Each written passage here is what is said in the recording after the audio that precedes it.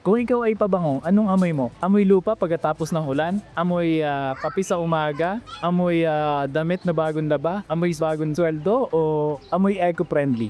Mga ka-eco, ready na ba kayo mag-level up from plastic filled to fantastic filled? Eto na ang sagot sa pagiging eco-friendly nang hindi nasisira ang budget at ang buhok mo. Dati, si shampoo nasa bote. Ngayon, nasa bar na. Hindi sa inuman, kundi sa banyo. Eto ang kaibigan nating si Jenny, isa sa mga eco-warriors natin. Anong mas mahirap? Maging eco-warrior o mag-move on sa taong hindi eco-friendly? Maging eco-warrior. Kasi yung pag-move on sa taong hindi eco-friendly, ibig sabihin, hindi siya meant for me kasi hindi nag-a-align yung values niya sa akin. Candles na hindi ka iiwan sa dilim, kahit sa love life mo.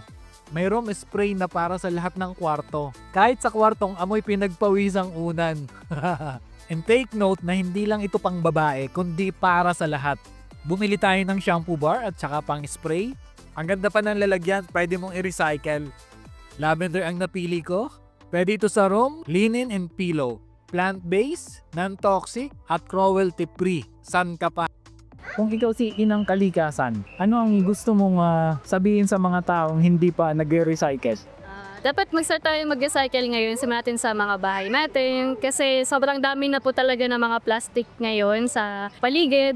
Kaya kailangan kahit isang bagay lang sa bahay natin kailangan ma-recycle or magamit ulit. Instead of buying mga single-use products, pwede tayong gumamit ng mga shampoo bars, conditioner bars. At least hindi tayo makakagamit ng mga bote, mga plastic sachets, or mga room sprays na plant-based, tsaka soy wax candles.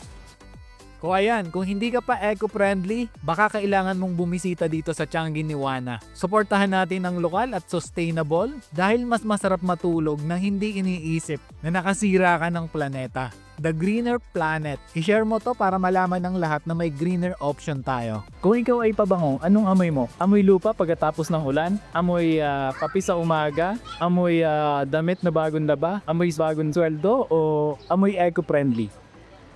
Amoy eco-friendly para fresh, mabango lagi, tsaka hindi harmful sa environment.